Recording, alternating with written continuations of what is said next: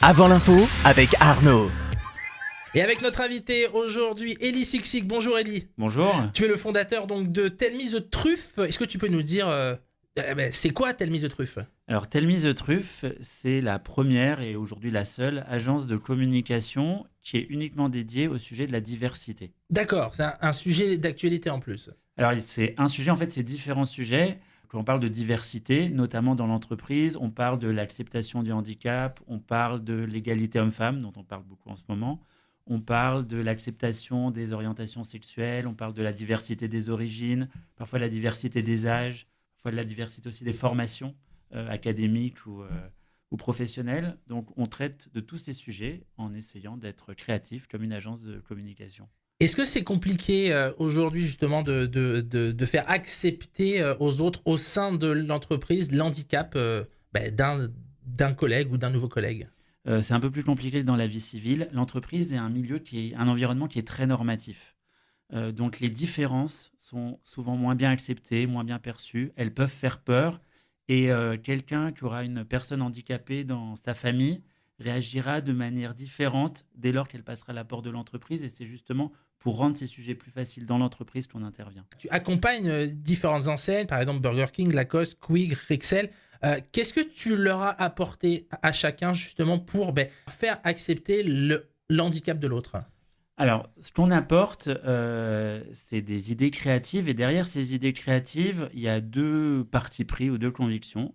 La première, c'est qu'il ne faut pas hésiter à parler du sujet et en parler de manière assez frontale, parfois rigolote, quand c'est la culture de l'entreprise, parfois sérieuse et voire même un peu précieuse. On a par exemple travaillé pour une grande enseigne de luxe pour laquelle on a développé une campagne dans cette tonalité-là. Le deuxième point, c'est de créer des conversations.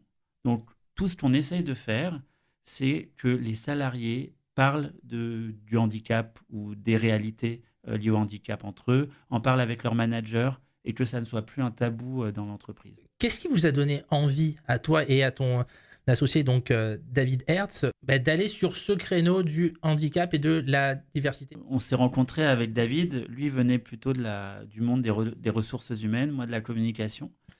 Et on s'est dit qu'on était convaincus, en tout cas, on était convaincus que la communication peut faire bouger les choses sur des sujets de société. C'est vrai d'une manière générale, c'est particulièrement vrai en France. Et quand on regarde des grandes causes, on peut parler des antibiotiques. Avec les antibiotiques, c'est pas automatique. On peut parler de la sécurité routière.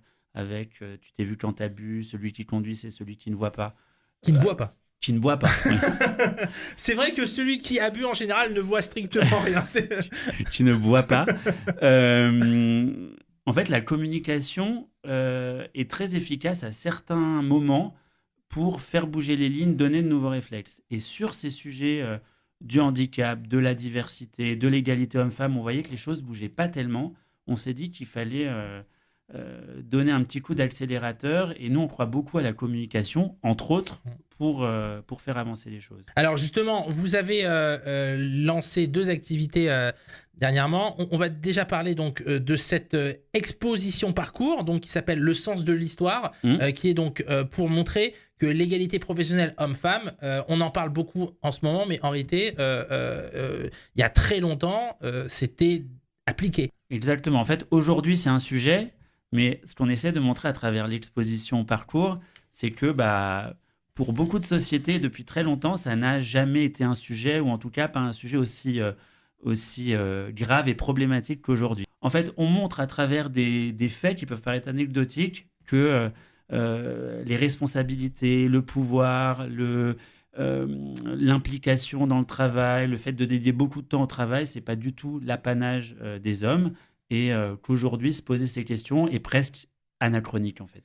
Est-ce que c'est un problème franco-français ou est-ce que tu te rends compte que dans le monde entier, il y a ces problèmes? C'est pas uniquement français, c'est assez latin, mais sans faire ces généralités, en France, le sujet a évolué de toute évidence moins vite que dans d'autres pays. Par exemple, l'Expo, elle nous transporte aussi en Suède, où dès les années 70, il y a le congé parental qui a été institué en remplacement du congé Maternité. maternel. Exactement. et il peut être pris à égalité, selon les choix personnels des hommes et des femmes, sans aucune différence.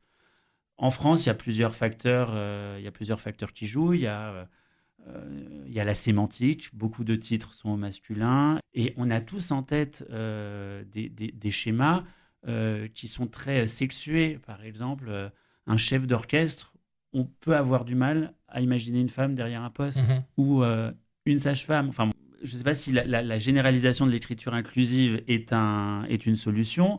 En revanche, décrire les choses comme elles sont, c'est-à-dire un sage-femme, une chef d'orchestre, et donc simplement décrire la réalité telle qu'elle est, sans la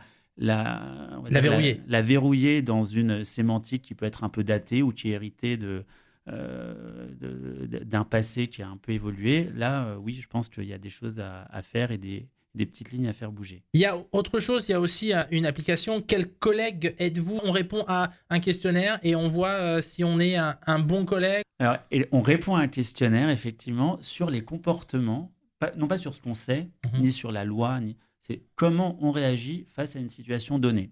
On plonge l'utilisateur dans des cas très concrets de l'entreprise, évidemment en faisant bouger certains préjugés ou certaines idées reçues. L'idée n'est pas de découvrir forcément qu'on a un bon collègue ou un mauvais collègue, c'est plutôt de prendre conscience qu'on peut avoir des schémas un peu anciens en tête, ou par exemple sur le sujet du handicap, qu'on peut être trop bienveillant. C'est une mécanique qu'on a identifiée pour faire participer les gens. Techniquement, c'était une réponse à des besoins d'e-learning qu'on nous demandait. Donc on est allé chercher des mécaniques sur les réseaux sociaux. Et là, on s'est rendu compte qu'en posant des questions aux gens qui les concernent, en ménageant un peu une forme de suspense et en permettant de partager les résultats, là, on avait de l'implication et de la participation. Donc, c'est exactement ce qu'on a recréé sur Quel collègue êtes-vous ? En 2 mots, est-ce que vous vous sentez aujourd'hui soutenu par les pouvoirs publics sur ce sujet ? En tout cas, on n'a pas un soutien manifeste de pouvoirs publics en particulier. Il y a une oreille, il y a une écoute. La loi est en train de changer dans un sens qui va bénéficier à toute la société. Le handicap est un sujet qui est porté depuis longtemps par les pouvoirs publics. Il y a une loi très importante qui date de 2005 qui encadre l'intégration des personnes handicapées dans la société civile, dans la société professionnelle, dans les lieux publics. Aujourd'hui, on voit qu'il y a des projets de loi sur l'égalité homme-femme.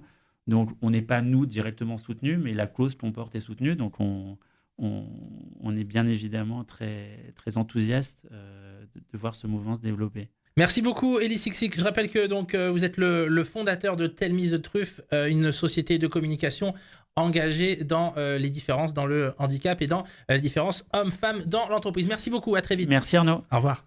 Avant l'info avec Arnaud.